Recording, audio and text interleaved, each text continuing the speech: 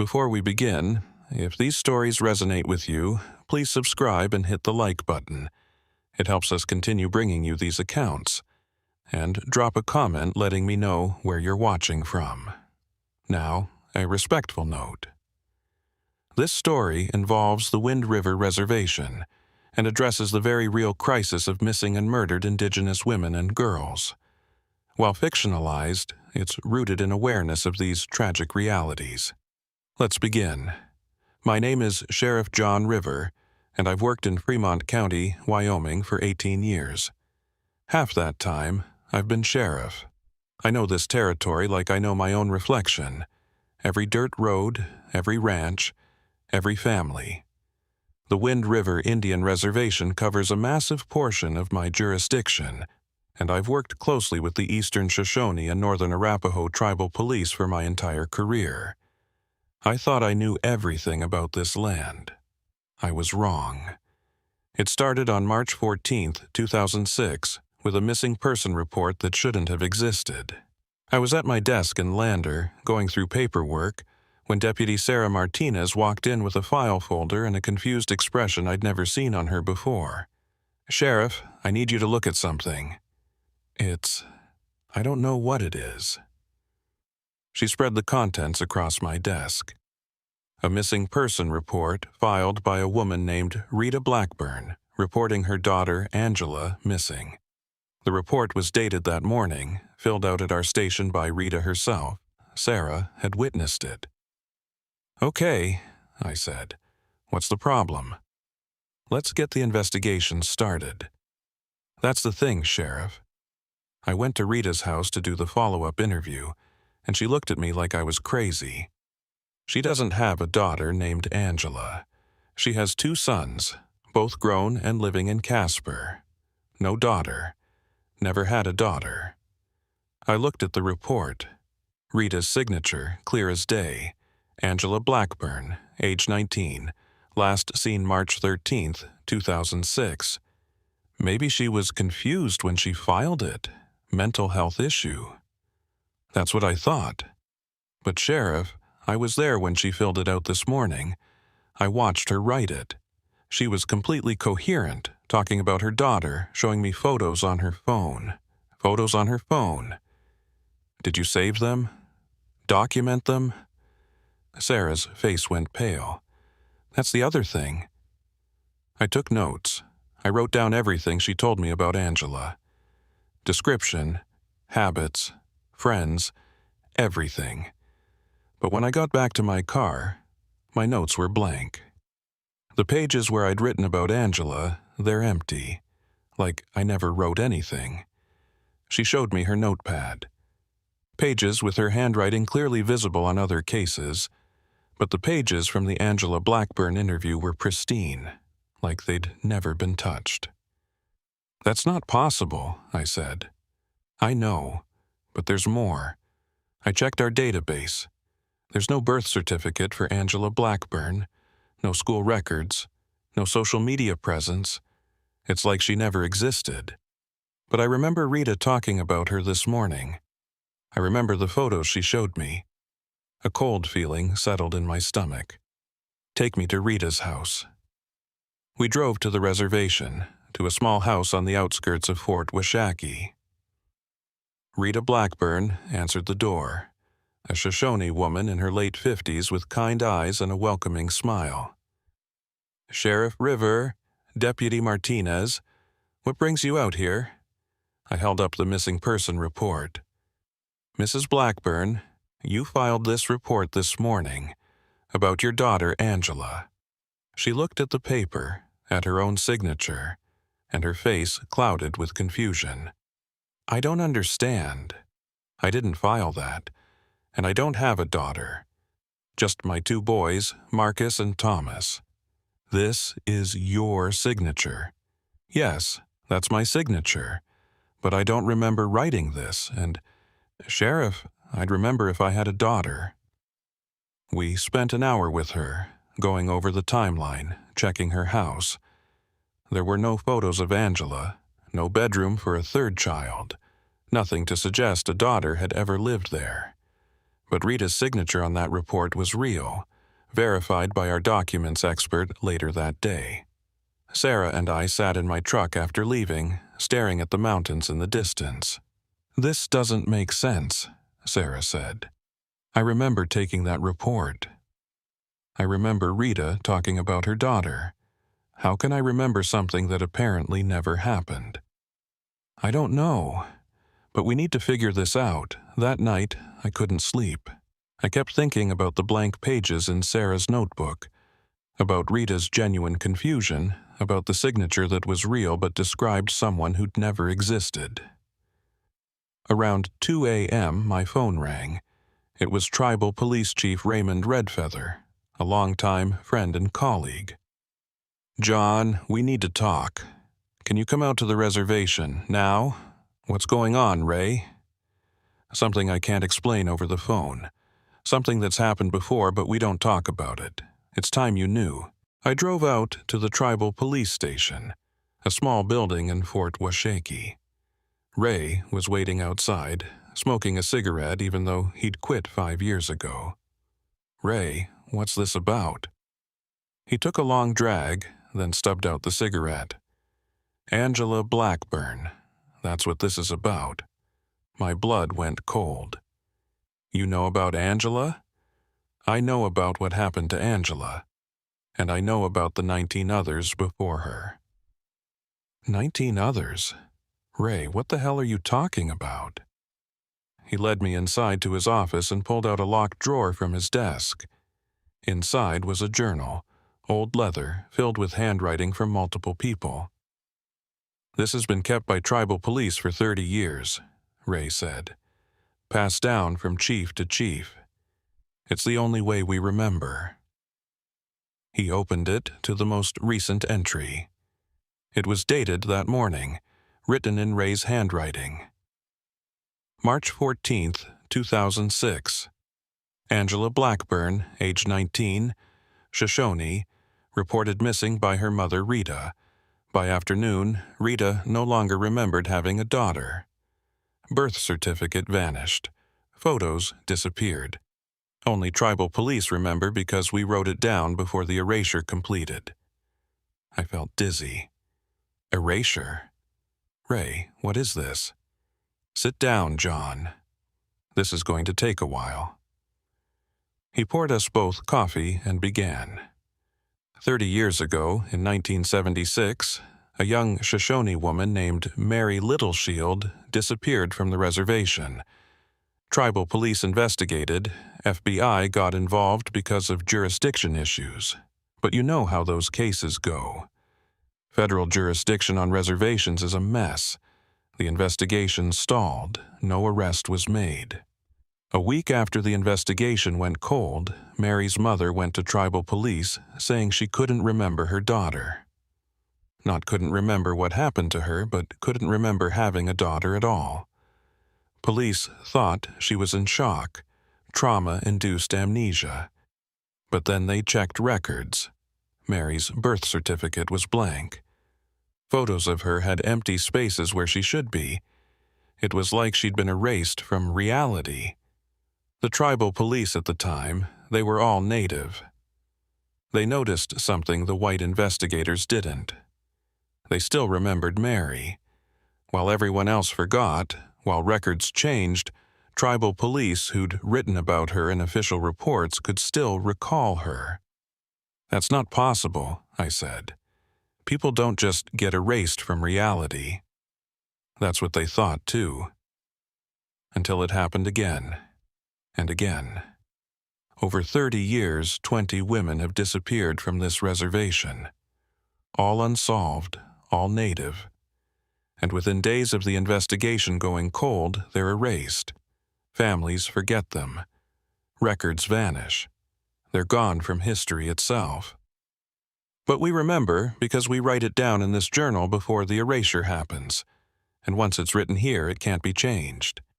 I opened the journal and started reading. 20 names. 20 young Native women spanning 3 decades.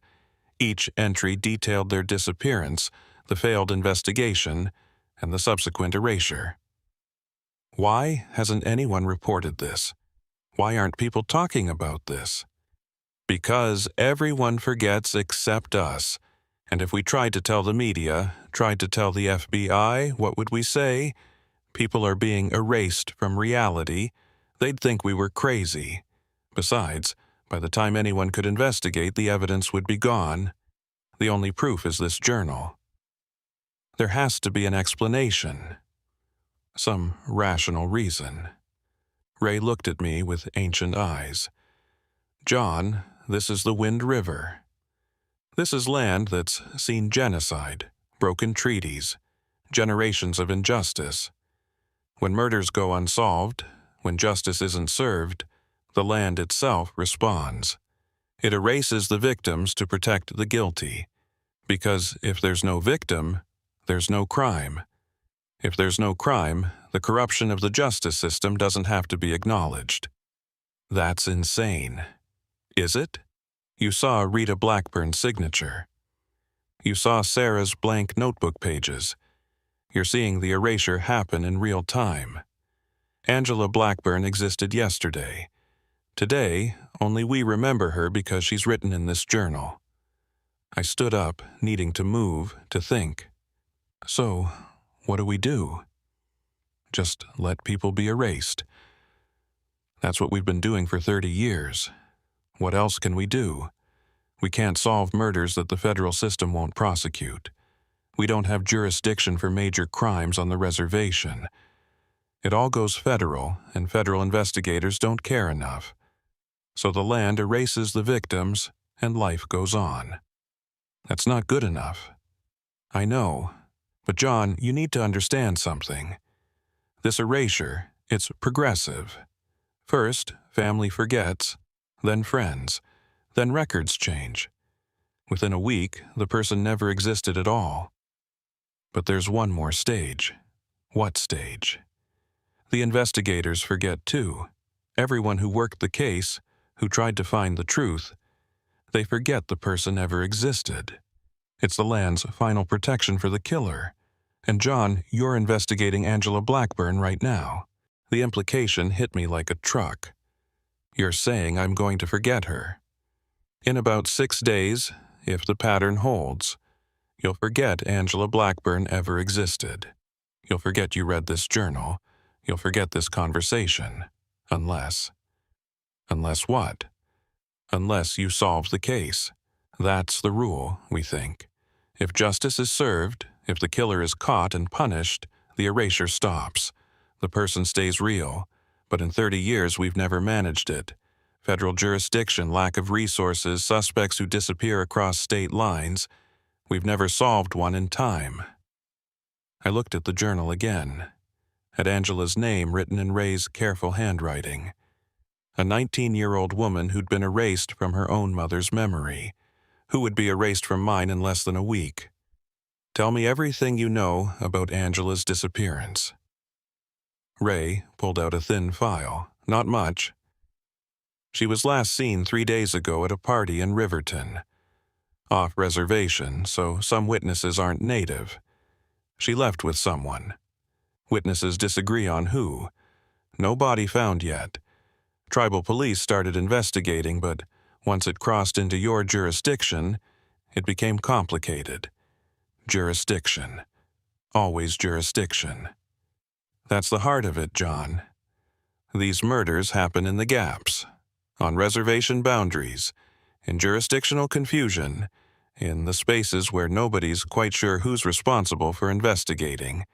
And in those gaps, young Native women disappear, and then they're erased and nobody remembers to care.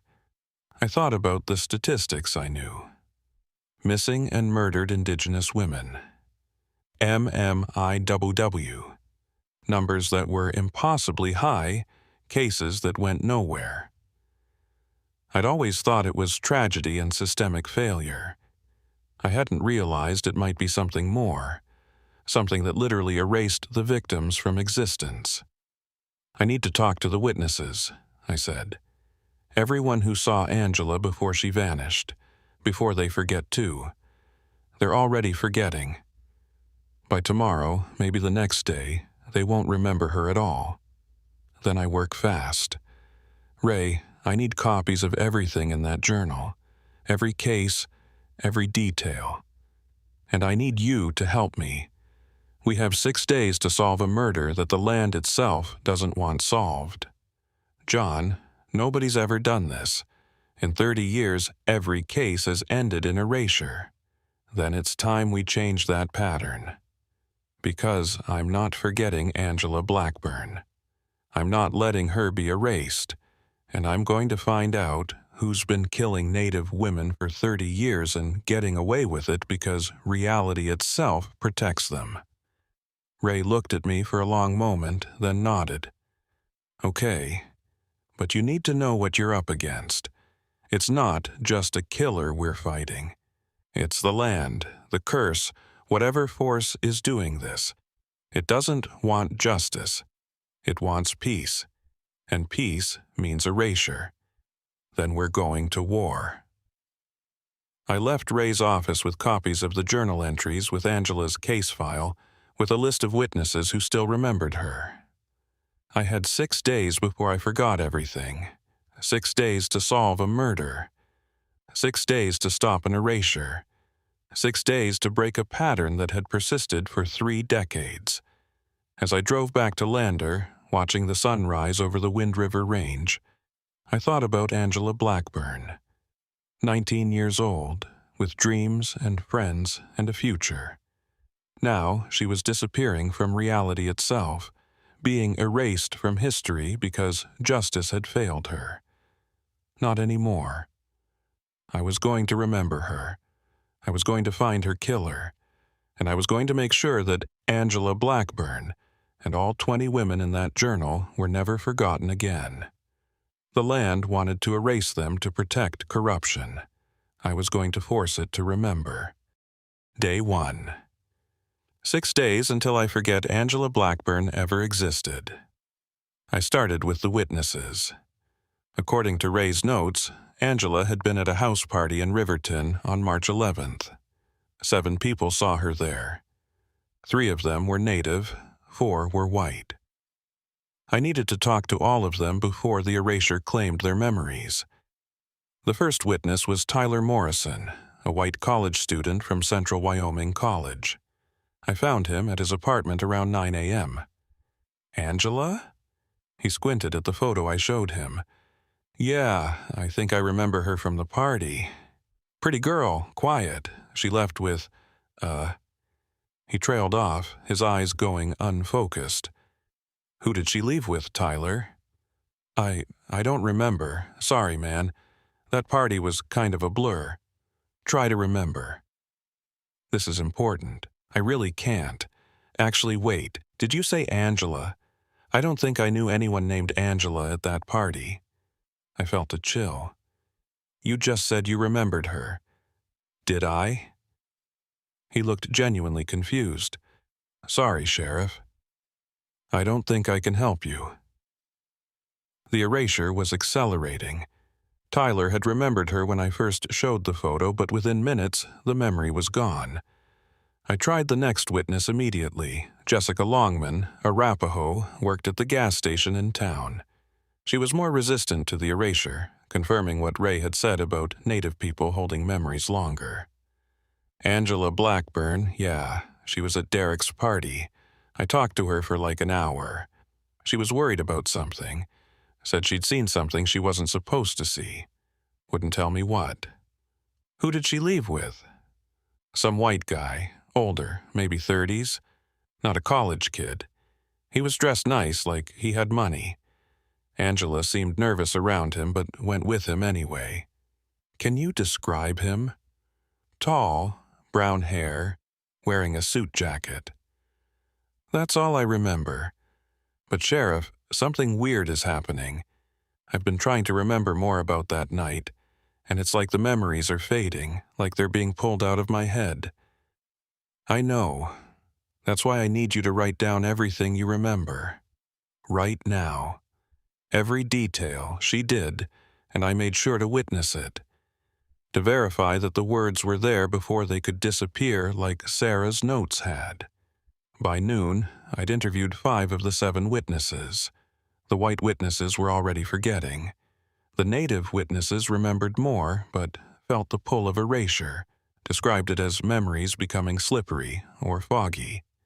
The description was consistent. Angela had left with an older white man in expensive clothes, someone who didn't belong at a college party, someone with authority, maybe money. But nobody could remember his face. That detail was the first to go, like the erasure protected him specifically. Back at the station, I spread everything out on my desk. Photos, notes, copies of the journal entries. Sarah came in with coffee and her own notebook. "Sheriff, I've been thinking about this. The erasure, the way it works. It's methodical. It removes evidence in a specific order. First, official records, birth certificates, IDs, that stuff. Then family memory, then friends, then physical evidence, then investigators. You've been tracking the pattern? Someone had to. And I think I know why we remember longer than civilians. We write official reports. Something about documenting it in an official capacity creates resistance to the erasure, like the land has to work harder to erase documented truth. So, if we keep documenting, keep writing, we can hold on to the memories longer. Maybe. Ray's journal has held for 30 years. Whatever force is doing this, it can't erase written documentation as easily as it erases human memory. That's our advantage. Then we document everything, every interview, every piece of evidence, every theory. We make this case so thoroughly documented that the land can't erase it. We worked through the afternoon, creating redundant copies of everything, storing files in multiple locations, even sending encrypted backups to my personal email. If reality was going to try to erase Angela Blackburn, it would have to fight through layers of documentation first. By evening, I had a timeline. Angela had been at the party from 8 p.m. to midnight. She'd left with the unidentified man around 12:30 a.m. Her body hadn't been found, but based on the previous cases in Ray's journal, she was likely dead within hours of leaving. The pattern was the same for all 20 previous victims. They'd leave with someone, disappear, and within days the erasure would begin. But nobody had ever identified the killer because by the time investigations progressed, witnesses forgot, evidence vanished, and the case dissolved into nothing. I needed a break in the pattern, something concrete that couldn't be erased. That night, I met with Ray at a diner off the reservation. He brought the journal and his case files on the previous 20 victims. "I've been going through these all day," he said, "looking for patterns. And I found something. All 20 women. They were last seen with someone described as well-dressed, older, authoritative. But nobody ever remembered faces. It's like that detail is specifically protected. So we're dealing with someone who's been killing for 30 years and never been caught because the land erases his victims. Not just erases his victims. Protects him specifically. The erasure is selective. It removes the victim but preserves the killer. That's not natural, John. That's intentional." "What are you saying?" "I'm saying maybe this isn't just the land responding to injustice. Maybe someone figured out how to use the erasure, how to weaponize it. Maybe the killer knows about this phenomenon and uses it deliberately." The implications were staggering. If someone had discovered that murdering Native women on or near the reservation led to the victims being erased, they'd have the perfect method for serial killing. "We need to figure out who knows about the erasure," I said. "Who has access to that knowledge?" "Tribal elders know. Some of them, anyway. It's part of oral history, warnings about the land's response to injustice. But most people dismiss it as metaphor, as legend. What if it's not just legend? What if someone took it literally and tested it?"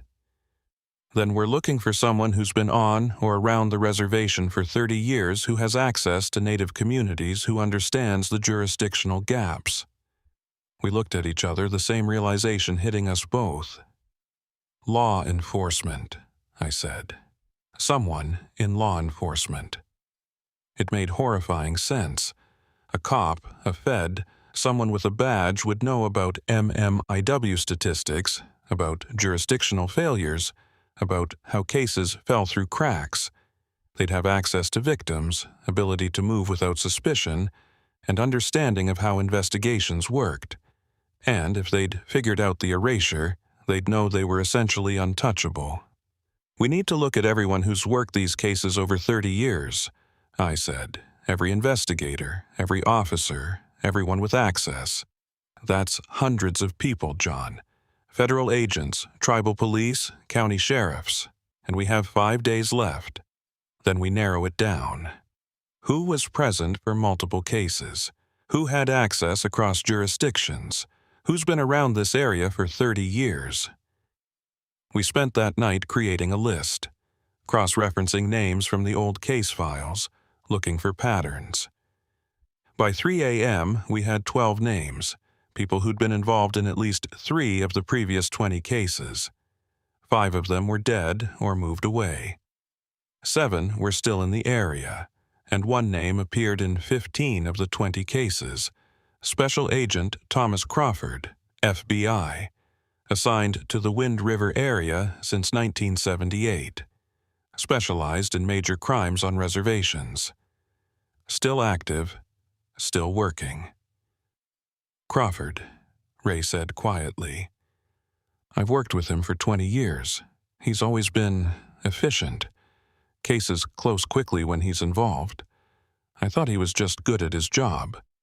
Or good at making cases disappear. Day 2. 5 days until I forget. I couldn't confront Crawford directly. If he was the killer, if he knew about the erasure, he'd just wait me out. In 5 days, I'd forget Angela, forget this investigation, forget everything. But I could investigate him. Quietly. I started with his case history. Sarah accessed FBI databases using her law enforcement credentials.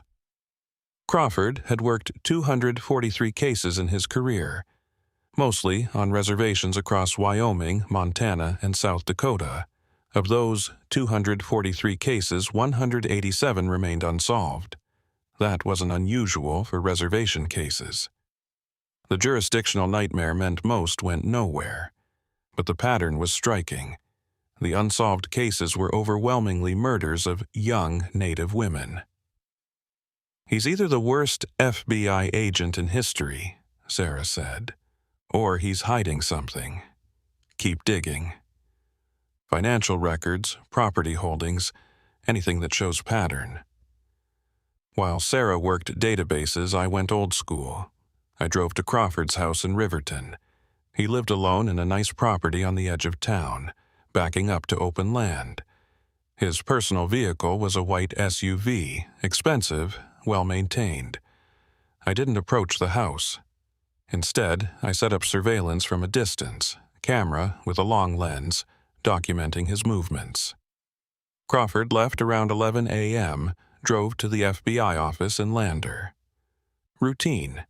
But when he left the office around 4 p.m., he didn't go home. He drove to the reservation. I followed at a distance, watching as he stopped at 3 different locations. Each stop was brief, maybe 5 minutes. He wasn't going inside buildings, just pulling over, looking around, then moving on. He was hunting, looking for potential victims. At the 3rd stop, near Fort Washakie, a young Shoshone woman approached his vehicle. They talked through the window for a few minutes. I got photos of the interaction. Then Crawford drove away, and the woman walked back toward town. I wanted to warn her, to tell her to stay away from him, but I had no proof. Just surveillance photos and a theory. If I revealed myself too soon, if Crawford knew I was investigating him, he'd wait out the erasure. I'd forget, and he'd continue. I needed more. That night, I showed Ray the photos. The woman he talked to, that's Melissa Whiteplume. She's 19, works at the tribal college. She's exactly the profile. We need to warn her. And tell her what? That an FBI agent might be a serial killer, but we can't prove it. And also, everyone will forget about it in a few days because of a reality-erasing curse. He was right. We needed concrete evidence. Something that would stand up even after the erasure tried to destroy it. Day 3. 4 days until I forget. The erasure was getting stronger. I could feel it now, a constant pull at my memories of Angela. Several times that day, I'd start to think about something else, and suddenly I couldn't remember why I was investigating. I'd have to check my notes, read about Angela again, force myself to remember. Sarah was experiencing it too. We started checking in with each other hourly, reminding each other what we were doing, who we were looking for. But the documentation was holding. As long as we had written records, we could refresh our memories. The erasure couldn't touch ink and paper as easily as it could touch human recall. I got a break around noon. Sarah found property records. Crawford owned more than just his house in Riverton. He owned 6 properties across Wyoming, Montana, and South Dakota, all in remote areas, all near reservations. These properties, Sarah said, they're all along the path of the previous murders. Look at the timeline. In 1982, 3 women disappeared near Pine Ridge. Crawford bought a property near there in 1981. In 1995, 4 women vanished near the Northern Cheyenne Reservation. He bought land nearby in 1994. He's setting up hunting grounds. Exactly. And look at this most recent purchase. October 2005, he bought 40 acres near Dubois. That's less than an hour from where Angela was last seen. We had a location. A place where Crawford might have taken Angela. A place where evidence might still exist, if we could find it before the erasure destroyed it. Ray, Sarah, and I planned the raid carefully. We couldn't involve more people because they'd forget by the time any warrant was issued. We couldn't wait for official channels because we'd forget before they processed. We had to move now, and we had to move illegally. Day 4. 3 days until I forget. We drove to Crawford's property near Dubois at dawn. 40 acres of wilderness backing up to National Forest. Perfect place to hide evidence. Perfect place to kill. The main structure was a small cabin, locked and empty. But on the property's far edge, hidden in trees, we found a second building. More of a shed, concrete floor, steel door. "This is it," Ray said. "This is where he brings them." We forced the door. The smell hit us immediately. Death, old and new, mixed with chemicals meant to mask it. Inside was a nightmare.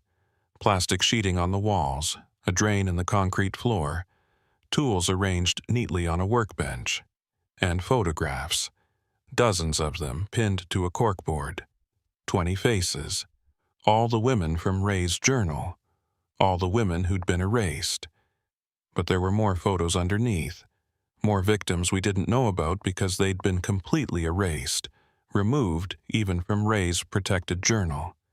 37 women in total, 37 murders spanning 30 years, and in the corner, a recent addition. Angela Blackburn's driver's license, her phone, her jacket. "We've got him," Sarah breathed.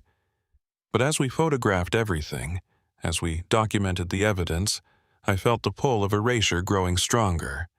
The land knew we were here, knew we were close to justice, and it was fighting back. My phone rang. It was Crawford. "Sheriff River, I've been wondering when you'd figure it out." My blood went cold. "Crawford, you're at my property right now. I can see you on my security cameras. Took you longer than I expected. Most investigators forget by day 3. We've got evidence. Everything you've done, it's documented. You can't erase this." He laughed. "Can't I?" "Sheriff, do you remember why you're there? Do you remember who you're looking for?" And just for a second, I didn't. My mind went blank. Who was I investigating? What case? Then I looked at my notebook, at the name written there. Angela Blackburn, right. The missing woman. "The erasure is accelerating," Crawford said. "Because you're close. The land protects me, Sheriff. It always has. By tomorrow, you won't remember any of this. You'll drive away, confused about why you broke into my property. By the next day, you won't even remember I exist. We have photos, evidence, documentation. Do you? Check your camera." I looked at the digital camera Sarah had been using. The screen was blank. All the photos we'd taken in the last hour were gone. The files corrupted or deleted, as if they'd never existed. "The closer you get to me, the stronger the erasure becomes," Crawford continued. "It's protecting its favorite son. I figured this out 20 years ago, Sheriff. I discovered that if you kill Native women in the jurisdictional gaps, they get erased. The land itself covers up the crime. It's beautiful, really. Perfect system. You're insane. I'm protected. There's a difference. Now, you and your friends need to leave my property. Drive away. Forget, in 3 days, none of this will matter." He hung up. We were out of time. The erasure was attacking us directly now, removing evidence in real time. We had 3 days left, and the case was dissolving around us. "We need to force justice," Ray said. "Right now. Today. If we wait, we'll forget. How? We can't arrest him. Any evidence we gather disappears. Any testimony we give will be forgotten. Then, we don't use the legal system," Ray said. "We use the land itself." He pulled out his journal, flipping to a page I hadn't read before. An entry from 1976, from the very first case. "The elders say the erasure responds to unsolved murders," Ray read. "It removes victims when justice fails. But if justice is served, if the killer is punished, the erasure reverses. The victims return to memory. The land remembers." "So we need to kill Crawford?" Sarah asked. "We need to ensure justice is served," Ray corrected. "By any means necessary, because in 3 days we won't remember any of this. Angela Blackburn will be erased completely, and Crawford will continue hunting." I looked at the evidence around us, at the photos of 37 murdered women, at the shed where a serial killer had operated for 3 decades with complete impunity, and I made a decision. We're going to stop him. Today, whatever it takes, we're bringing him to justice, even if that justice is outside the law. Ray nodded. "The land doesn't care about our laws. It cares about balance. Crawford has taken 37 lives. It's time he paid for them. 3 days until I forget. 3 days to stop a killer who had reality itself protecting him. 3 days to save Angela Blackburn from being erased completely." The countdown had begun. Day 5. 2 days until I forget Angela Blackburn. 2 days until 37 murdered women are completely erased from existence. We couldn't wait for the legal system. Crawford was right about that. By the time any warrant was issued, any arrest made, we'd have forgotten why. The erasure was accelerating, attacking us directly now because we were close to exposing it. But Ray's journal had given us a clue. Justice stops the erasure. Not legal justice necessarily, but true justice. The land responds to balance, to the restoration of what was taken. We needed a plan that worked within the reality of what we were dealing with. A curse that protected killers and erased victims, and a serial murderer who'd weaponized that curse for 30 years. "We can't kill him," Sarah said, as we sat in my truck outside Crawford's property. "That makes us murderers. That's not justice." "Then what?" I asked. "We can't arrest him legally. We can't prosecute him. Any evidence we gather disappears. Any testimony we give will be forgotten. The system can't touch him because the erasure is part of the system now." Ray was quiet, studying his journal. Then he looked up. "The erasure protects him because he operates in jurisdictional gaps. But what if we force the jurisdiction issue? What if we make it impossible for the case to fall through cracks?" "How?" "We make it federal and tribal simultaneously. Get both systems working the case at once. The erasure works because investigations fail, because cases go cold. But if we force multiple agencies to investigate simultaneously, document everything redundantly, it's harder to erase." "Crawford is federal," Sarah pointed out. "He'll just shut down the FBI side. Not if we go over his head. Not if we make this so public, so documented that even the erasure can't hide it." An idea was forming. Dangerous, probably illegal, but it might work. "We force his confession," I said. "Record it, broadcast it, make it impossible to erase because it's everywhere at once. Then we arrest him publicly, with witnesses, with multiple agencies present.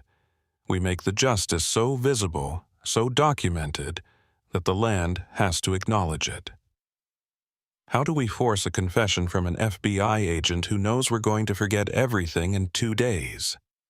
I looked at Crawford's property, at the shed full of evidence that was slowly being erased even as we spoke. "We use what he values most, his protection, his invisibility.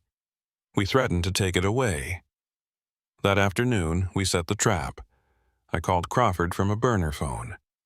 "Sheriff River, still remember me?" "For now, but I'm forgetting. You were right, the erasure is winning." "Of course it is. By tomorrow, you won't even remember Angela's name. That's why I'm calling. I want to make a deal. Silence on the other end. Then, what kind of deal? I stop investigating. I destroy my copies of the documentation. I convince Ray to burn his journal. In exchange, you give me something." "What could I possibly give you?" "Answers. I need to understand how you did it, how you figured out the erasure, how you used it. Before I forget, I want to know the truth. Professional curiosity." More silence. I could almost hear him thinking, calculating. His ego wanted recognition. 30 years of perfect murders, and nobody knew. Nobody appreciated the artistry. The opportunity to explain it to someone before they forgot might be irresistible. "Where?" he finally asked. "The shed. Your property, tonight at 9 p.m., just you and me. You'll be armed. So will you. But I'll be alone, and in 2 days I won't remember any of this anyway. What have you got to lose? If you're trying to trap me, Sheriff, it won't work. The erasure protects me. I know. That's why I'm surrendering. I can't win, but I want to understand before I forget." He agreed. I knew he would. The chance to boast, to explain his brilliance to someone who could appreciate it, even temporarily, was too tempting. We prepared carefully. Sarah and Ray set up recording equipment around the property, hidden cameras and microphones. We needed his confession on tape, from multiple angles, with redundant backups. But we also needed something else. Insurance against the erasure. Ray brought tribal elders, men and women who knew the old stories, who understood the spiritual mechanics of what we were dealing with. They performed a ceremony around the property, creating what they called a truth circle. "Inside this circle," one elder explained, "lies cannot survive.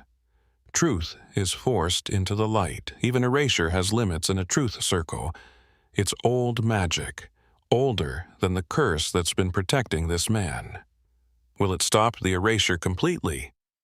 No, but it will slow it, long enough for justice to work, if justice is quick. At 8:45 p.m., I entered Crawford's property alone. The shed door was open, lights on inside. Crawford was waiting, standing beside his trophy wall of victims' photos. "Sheriff River, right on time, Agent Crawford." He gestured at the photos. 37, took me 3 decades. Most serial killers get caught after 5 or 6. I've septupled that and never even came close to arrest. Do you know why? The erasure. The erasure. Beautiful, isn't it? I discovered it by accident, 1978, my first year assigned to Wind River. A young Shoshone woman disappeared. Case went cold. A week later, I went to follow up with the family, and they didn't remember having a daughter. Birth certificate was blank. It was impossible, but it was real. So you decided to test it. I had to understand it. The scientist in me. I started investigating the pattern, talking to elders, digging through records. The erasure happens when Native women are murdered in jurisdictional gaps. When justice fails, the land erases the victim to preserve peace, removes the evidence of the crime, of the injustice. He walked around the shed, touching his tools like they were art pieces. I realized I could weaponize it. If I killed in specific locations, in ways that confused jurisdiction, the cases would go cold. Federal wouldn't take it seriously. Tribal police didn't have resources. Local sheriffs didn't have authority. And then, like magic, the victims would disappear. Not just die, but be erased completely. Perfect crime. 37 times. 37 that you know about. The erasure is so effective, even I forget some of them. They're gone so completely that even the killer can't remember. That's true perfection, Sheriff. A crime so perfect even the perpetrator forgets committing it. He turned to face me. But you know what's really beautiful? Nobody can stop me.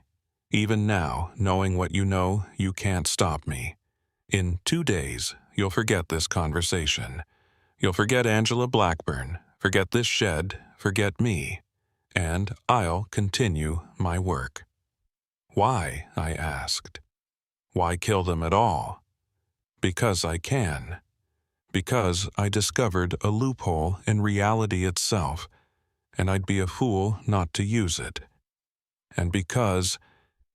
He paused, something darker crossing his face. Because they're invisible anyway. Native women, murdered on reservations, their cases unsolved. Nobody cares, Sheriff. Nobody even notices. The erasure just makes literal what was already true. They were forgotten before I killed them. I felt rage building, but I kept my voice calm. And Angela Blackburn? Pretty girl. Smart. Saw me at a previous disposal site, recognized me from FBI visits to the reservation. She was asking questions, making connections. I couldn't let her expose the pattern, so she had to go. Where's her body? In the forest about 5 miles north, buried deep. Not that it matters. In 2 days, nobody will remember she existed to look for a body. Is that what you told yourself for 37 murders? I don't need to tell myself anything. The land tells me I'm right every time it erases a victim. If what I was doing was truly wrong, the erasure wouldn't protect me. But it does. For 30 years it has. That's validation, Sheriff. The earth itself agrees with me. That was enough. I'd gotten what I needed. His confession, his admission of methodology, his revelation of burial sites. All recorded. I glanced toward where I knew the hidden cameras were positioned. Ray was watching, waiting for my signal. "You're wrong," I said. "The erasure doesn't validate you." It's not protection. It's the land's way of dealing with systemic injustice, and you're about to learn the difference between protection and punishment." Crawford's expression changed. "What did you do?" "I stopped the erasure. Made sure your confession would survive. Truth circle ceremony. Multiple recording devices, witnesses from both federal and tribal jurisdictions. And most importantly," I pulled out my phone, showing him the live stream. 200 people watching this conversation in real time, including FBI supervisors, tribal council members, and the families of your victims. His face went pale. "That's not possible." The erasure would have stopped the recording. Erasure works in jurisdictional gaps. We eliminated the gaps, forced all the systems to work together simultaneously. Your confession is recorded by tribal police, county sheriff, and federal witnesses. It's been backed up to servers in 3 states. It's been seen by hundreds of people. It doesn't matter. In 2 days, everyone forgets. Wrong. Ray, now. Ray and Sarah emerged from hiding, along with 6 tribal police officers and 3 FBI agents I'd contacted directly, bypassing Crawford's chain of command. "Thomas Crawford," I said, "you're under arrest for the murders of Angela Blackburn and 36 other women. You have the right to remain silent." As I read him his rights, I saw something I'd never seen before. The erasure, visible, a shimmer in the air, like heat waves, trying to warp reality around Crawford, trying to erase the arrest, the confession, the evidence. But the truth circle held. The ceremony Ray's elders had performed was stronger than the curse. Or maybe it was the documentation, the redundancy, the fact that justice was finally happening in full view of multiple systems simultaneously. Crawford started laughing as we cuffed him. "You think you've won? The erasure is still active. In 2 days, you'll forget. The recordings will corrupt. The witnesses will lose their memories. I'll be released, and this will all disappear." "Maybe," I said. "Or maybe when justice is actually served, the erasure stops. Let's find out." We transported Crawford to federal custody. The arrest was documented by 3 separate agencies. His confession was entered into evidence by tribal police, county sheriff's department, and FBI internal affairs. And then we waited to see if we'd remember. Day 6. 1 day until I was supposed to forget. I woke up knowing exactly who Angela Blackburn was. I remembered her face, her case, every detail. The erasure had stopped. I called Ray. "You remember?" "Everything. And John, check your records." I opened the case file. All the documentation was still there. Photos, notes, witness statements. Nothing had been erased. "It's working," Ray said. "Justice is breaking the curse." But the real test came when we visited Rita Blackburn. She opened the door, and her eyes were red from crying. "Sheriff River, did you find her? Did you find my Angela?" "You remember her?" "Remember her?" Of course, I remember my daughter. How could I forget? The erasure had reversed. Rita remembered Angela now because justice was being served. The land was restoring what it had taken. Over the next week, more memories returned. Families suddenly remembered daughters they'd forgotten. Birth certificates reappeared. Photos that had been blank now showed faces. All 37 victims were returning to reality. The FBI investigation expanded. With Crawford's confession and the evidence from his properties, they found burial sites, recovered remains, confirmed identities. Every single victim from Ray's journal, plus dozens more we hadn't known about. Crawford was charged with 63 counts of first-degree murder spanning 3 decades.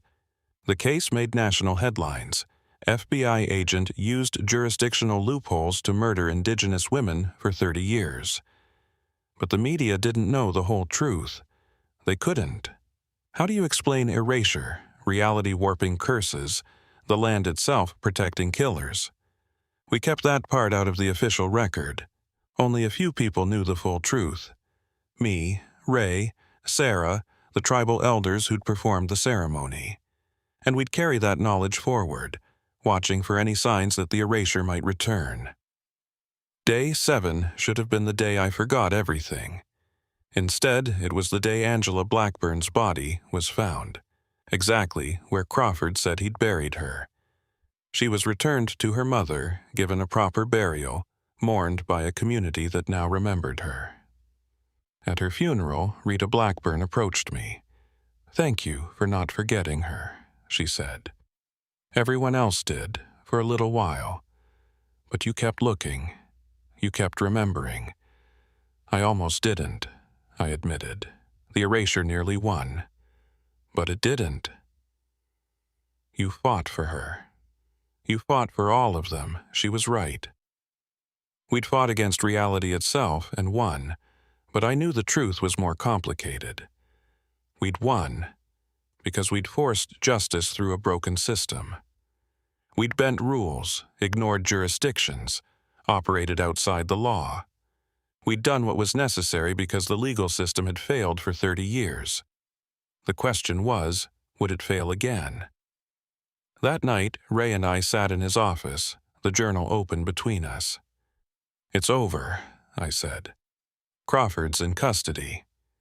The victims are remembered. The erasure stopped." "For now," Ray replied. "But John, the erasure is still out there. It's a response to systemic injustice, to the jurisdictional nightmare that allows MMIW to happen. We fixed one case, stopped one killer, but the conditions that created the erasure, they're still there. So it could happen again. It will happen again. As long as Native women can be murdered without justice, as long as cases fall through cracks, the land will respond. Maybe not with erasure next time, maybe something else, but it will respond." I looked at the journal, at the names that were slowly reappearing on pages that had been blank for decades. Reality healing itself, restoring the victims. "Then we make sure it doesn't," I said. "We fix the system. We close the gaps. We make sure jurisdiction isn't a shield for killers. That's bigger than one sheriff and one tribal police chief. Then we make it bigger." Crawford's case is national news. People are paying attention.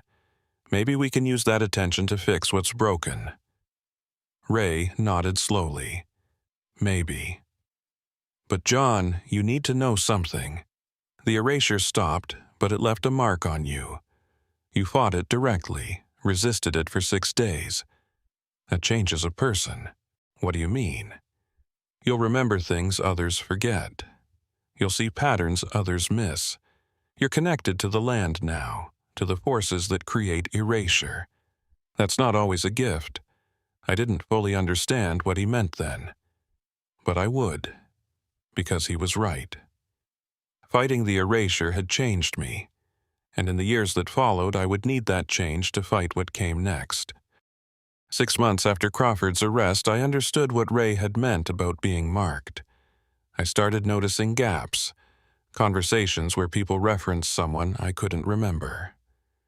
Photos with empty spaces where logic said a person should be. Reports with missing names, redacted automatically by reality itself. The erasure was still happening, just not to me anymore. I could see what others couldn't, people being erased in real time. And once I started looking, I found them everywhere. A man in Lander mentioned his sister one day, forgot her the next. Nobody else noticed, but I noticed. I documented her. Sarah Chen, age 34, worked at the pharmacy. Within a week, she was gone from all records except my notes. A teenage boy at the high school, present one day, erased the next. His parents didn't remember him. His friends filled in the gaps without realizing, memories rearranging to make sense without him. The erasure hadn't stopped. It had just stopped being visible to most people, but I could see it, and that meant I had a responsibility. I started keeping my own journal, separate from Ray's. Every person I noticed being erased, I documented them. Name, age, last known location, circumstances. Just like Ray had done for 30 years with the murdered women. Within 6 months, I had 43 names. Not all of them were murder victims. Some were suicides on tribal land. Some were people who died in jurisdictional confusion, bodies found in places where nobody was quite sure who should investigate. Some simply disappeared, and nobody remembered them existed to file a missing person report. The erasure responded to all unresolved deaths in the jurisdictional gaps. Crawford had been just one killer exploiting it. The phenomenon was broader, older, more insidious. I showed my journal to Ray. "You're seeing what I've been seeing for 30 years, he said. The full scope of it. Crawford was just the obvious manifestation. But the erasure is constant, responding to every failure of justice on or near the reservation. How many people have been erased? I don't know. Hundreds, maybe thousands over the decades. The ones I documented were the obvious murders. But you're right, there are others. People who die in ways that confuse jurisdiction, who fall through bureaucratic cracks. The land erases them because their deaths go unresolved. This can't continue. What choice do we have? We can't solve every unresolved death. We can't fix the jurisdictional nightmare overnight. The erasure is a symptom of a broken system, and we're just two people trying to hold back the tide." He was right, but I couldn't accept it. I'd stopped Crawford, saved Angela and the others, but the erasure continued, claiming new victims every week. I needed help, federal help. So I reached out to the FBI agents who'd helped arrest Crawford. Some thought I was crazy when I tried to explain the broader pattern, but one agent listened. Special Agent Maria Santos had been part of the team that processed Crawford's evidence. She was Latina, from New Mexico, and she'd grown up near the Navajo Nation. She understood jurisdictional issues, understood how cases fell through cracks. When I showed her my journal of erased people, she didn't dismiss it. "I've noticed this too," she said. "Cases where I could swear there was a victim, but when I go back to check, there's no record. I thought I was misremembering, but if you're seeing the same thing, it's real." The erasure is real, and it's getting worse. We formed a task force. Me, Ray, Sarah, Agent Santos, and 3 tribal police officers from different reservations. 7 people who could see the erasure, who remembered the erased. Our goal was simple: document every erasure we witnessed, then try to solve the underlying case before it completed. Force justice quickly enough to reverse the erasure. It was exhausting, impossible work. For every case we solved, 3 more appeared. But we kept at it, knowing that every person we saved from erasure was a life restored, a family that wouldn't have to forget their loved one. 1 year after Crawford's arrest, Angela Blackburn came to see me. She'd finished her associate degree and was planning to transfer to University of Wyoming. She'd survived her physical injuries from Crawford's assault, but the trauma lingered. She'd been erased from reality for a week, forgotten by everyone including her own mother. That kind of existential horror doesn't heal quickly. "I wanted to thank you," she said, "for not forgetting me. Rita told me you fought the erasure for 6 days to keep my memory alive. I did what anyone would do. No, most people forgot. You didn't. Why? Because you deserved to be remembered. Because your life mattered." She was quiet for a moment, then, "I've been thinking about what happened, about the erasure, and I want to understand it, study it. Maybe I can help figure out how to stop it. Angela, you don't have to—" "Yes, I do. I was erased. I know what that feels like to not exist. And if it's happening to others, if people are being forgotten while their families watch, I need to help stop it. She enrolled at UW as an anthropology major, focusing on indigenous studies and legal systems. She was brilliant, driven, focused in a way that comes from surviving something impossible. Over the next 2 years, Angela became part of our task force. She brought academic rigor to what we were doing, researching the historical patterns, documenting the jurisdictional issues that created gaps where erasure could happen. She discovered something crucial. The erasure didn't just respond to murders. It responded to systemic injustice of all kinds.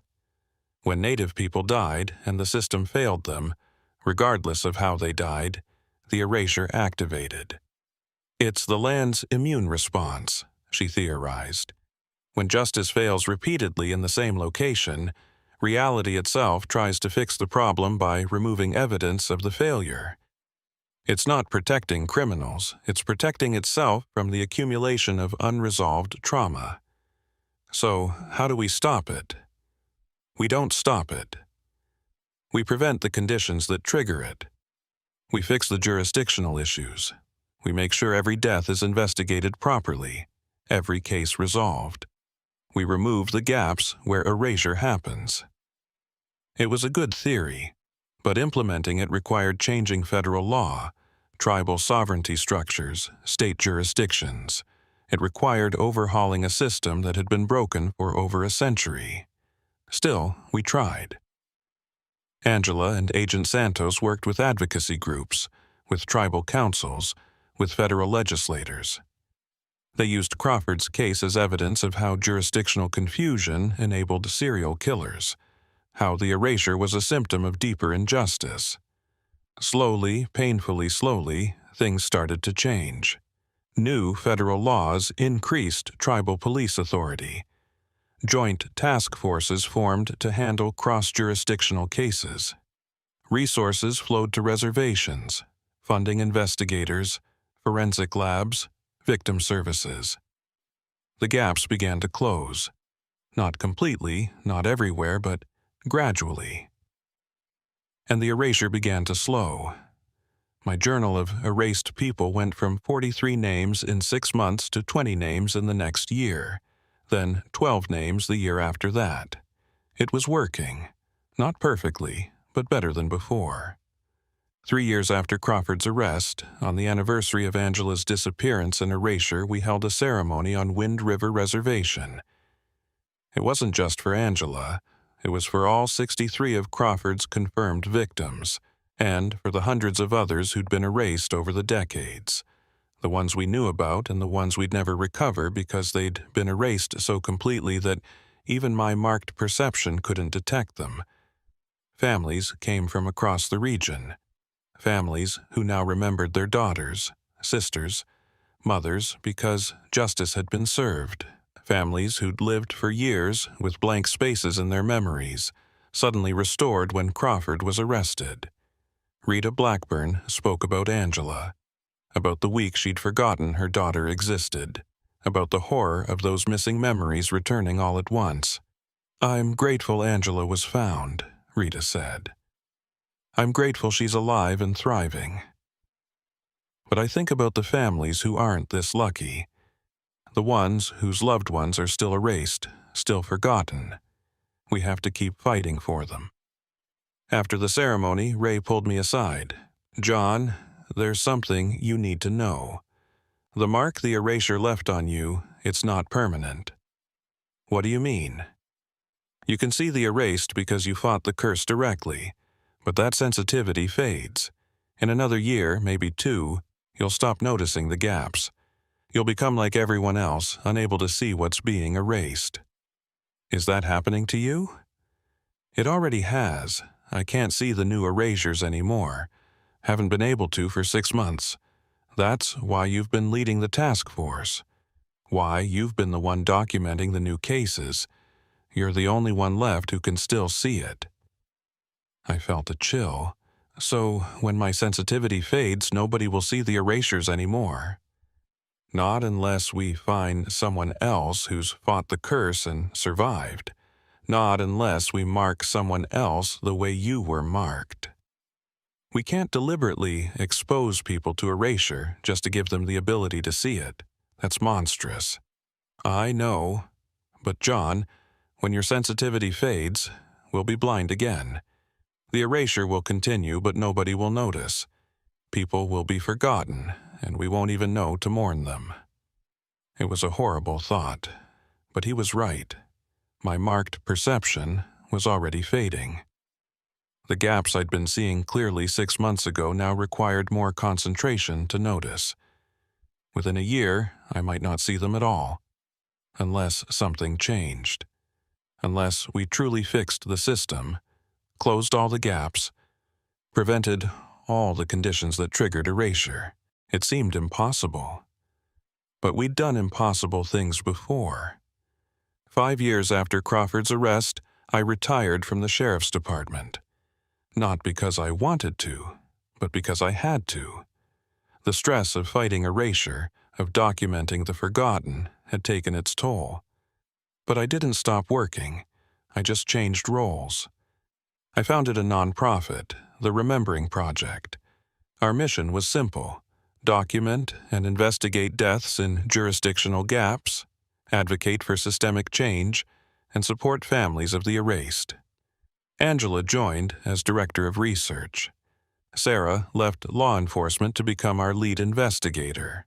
Agent Santos remained with the FBI but worked closely with us, serving as our federal liaison. And Ray, who'd been keeping the original journal for 30 years, finally passed it to us. It became the foundation of our archive, the starting point for all our research. "It's your responsibility now," he told me. "Keep remembering. Keep fighting. Don't let anyone be forgotten." I promised him I would. 8 years after Crawford's arrest, he died in federal prison. Heart attack, the official report said. Natural causes. But I wondered.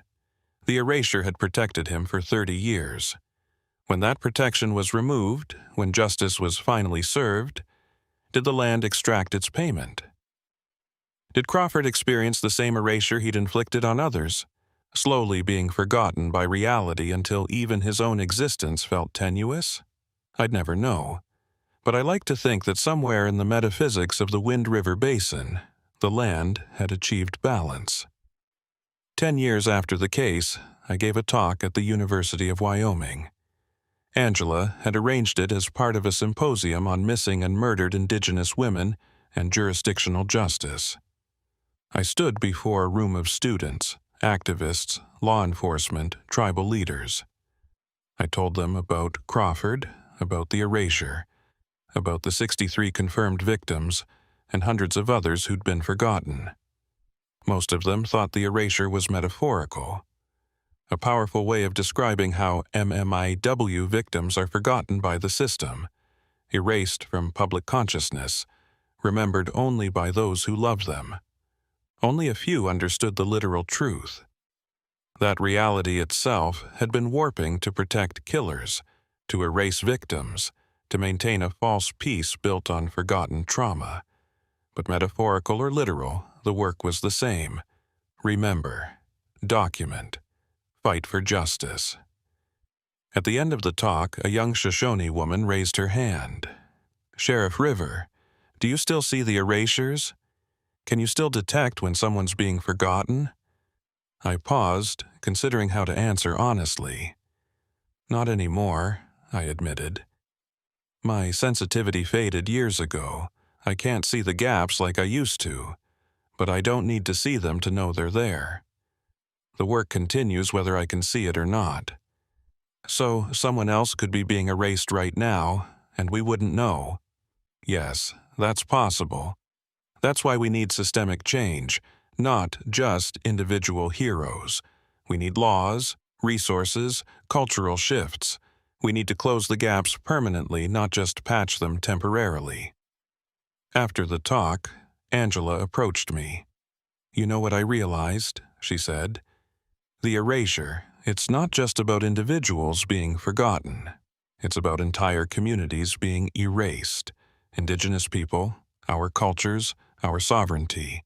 The erasure of murder victims is just a microcosm of a larger erasure that's been happening for centuries. You're right. So how do we stop it? We do what you did for me. We refuse to forget.